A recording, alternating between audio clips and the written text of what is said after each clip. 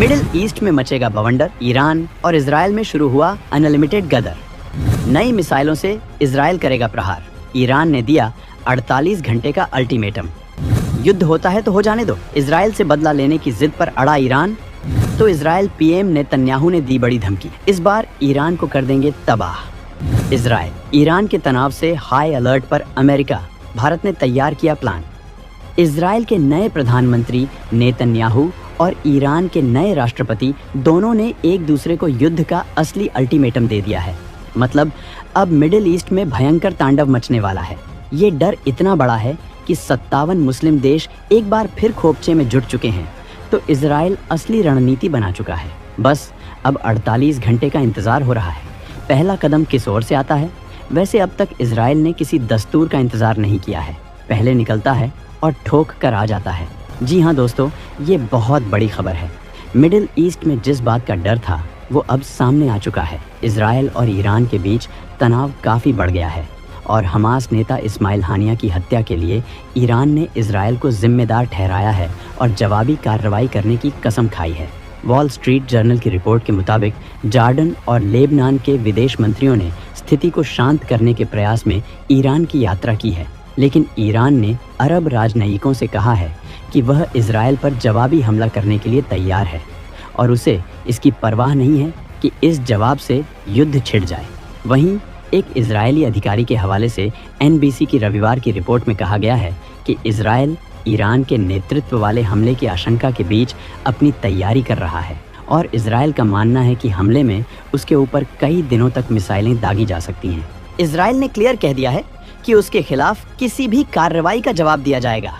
प्रधानमंत्री Benjamin Netanyahu ने तो यहाँ तक कह दिया है कि इजराइल ईरान की बुराई की धुरी के खिलाफ मल्टी फ्रंट वॉर में है और इस बात को लेकर वॉल स्ट्रीट जर्नल ने रिपोर्ट दी है कि इजराइल ईरान और लेबनान ईरान समर्थित हिजबुल्लाह के हमले के लिए तैयार है, जिन्होंने साफ साफ शब्दों में कहा है कि वे यहूदी राज्य पर हमला करेंगे, भले ही इसका मतलब युद्ध हो।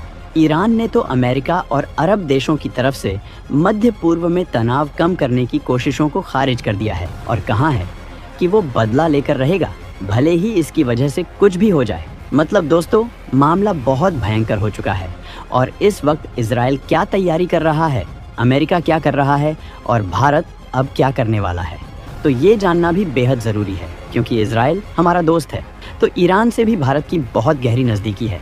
तो दोस्तों, चैनल 12 की रिपोर्ट के मुताबिक इजराइल के पास अभी तक उन हमलों की निश्चित तस्वीर नहीं है जिनका वह सामना कर सकता है।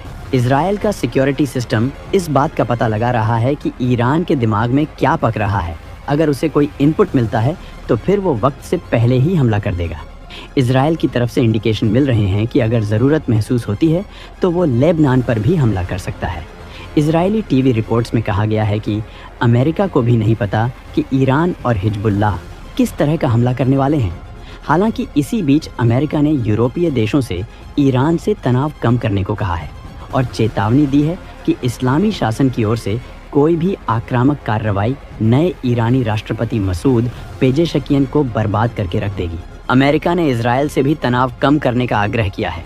हिजबुल्लाह ने अपने कमांडर फुआद शुक्र की हत्या का बदला लेने की कसम खाई है, लेकिन स्थिति तब और भी गंभीर हो गई जब ईरान की राजधानी तेहरान में हमास चीफ इस्माइल हानिया की मौत हो गई। ईरान का कहना है कि इजराइल की ओर से एक हमले के जरिए हानिया को मारा गया है। हालांकि इजराइल ने हानिया की मौत में न तो अपना हाथ होने को स्वीकार किया है और न ही इनकार किया है।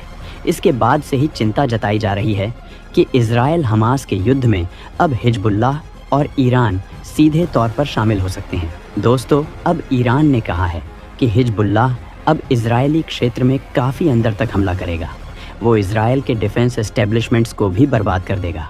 आखिरी बार 2006 में इजराइल और हिजबुल्लाह के बीच में युद्ध शुरू हुआ था। पिछले साल गाजा युद्ध शुरू होने के बाद से लगातार हिजबुल्लाह के साथ इजराइल की झड़प होती रही है। 13 अप्रैल को ईरान ने इजराइल पर 300 से ज़्यादा ड्रोन और मिसाइलें दागी थीं, जिनमें से ज़्यादातर को इजराइल के सहयोगी देशों और क्षेत्र के दूसरे देशों के गठबंधन ने हवा में ही मार गिराया था। उस हमले में 99% प्रोजेक्टाइल गिरा दिए गए थे और उस हमले में सिर्फ एक व्यक्ति घायल हुआ था। इजरायली अधिकारियों का कहना है कि इस बार नुकसान हो सकता है और ज़्यादा लोग हताहत हो सकते हैं। हालांकि दोस्तों, अमेरिकी विदेश मंत्री एंटनी ब्लिंकन ने G7 देशों के अपने समकक्षों से कहा है कि अगले 24 से 48 घंटों के भीतर इजरायल पर ईरान का हमला शुरू हो सकता है। अमेरिका का मानना है कि पिछले सप्ताह हिजबुल्लाह और हमास के शीर्ष अधिकारियों की हत्या के बाद ईरानी हमला निश्चित है और मौजूदा स्थिति की गंभीरता को देखते हुए भारत सहित कई देशों ने अपने नागरिकों को लेबनान छोड़ने का आग्रह किया है। भारत ने इजरायल जाने वाली सभी उड़ान रद्द कर दी है। तो मोदी सरकार पर दबाव डाला जा रहा है कि भारत तुरंत इजरायल को अपनी मदद देना बंद कर दे। हालांकि मोदी सरकार या फिर भारत मदद देना बंद करने वाला नहीं है, लेकिन इसी बीच ईरान और हिजबुल्लाह की धमकियों के बाद इजरायल ने किसी भी हमले से निपटने की पूरी तैयारी कर ली है। ईरान के हमले से प्रधानमंत्री बेंजामिन नेतन्याहू और अन्य वरिष्ठ नेताओं को बचाने के लिए जेरूसलम में एक बंकर तैयार किया गया है।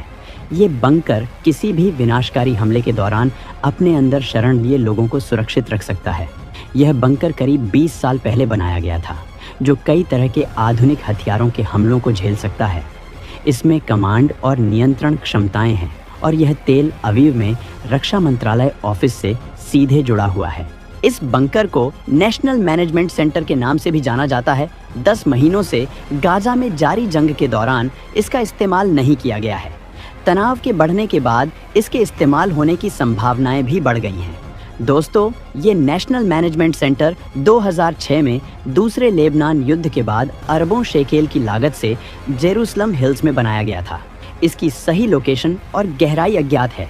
इसमें सैकड़ों लोग रह सकते हैं और यह सरकार के साथ साथ दूसरे अहम नागरिक और सिविल बॉडीज की सुरक्षा के लिए है। जंग में अब तक नेशनल मैनेजमेंट सेंटर की जरूरत नहीं पड़ी है। ईरान और हिजबुल्लाह की धमकी के बाद इसके इस्तेमाल की तैयारी संकेत है कि इजरायल कितनी गंभीरता से इन धमकियों को ले रहा है।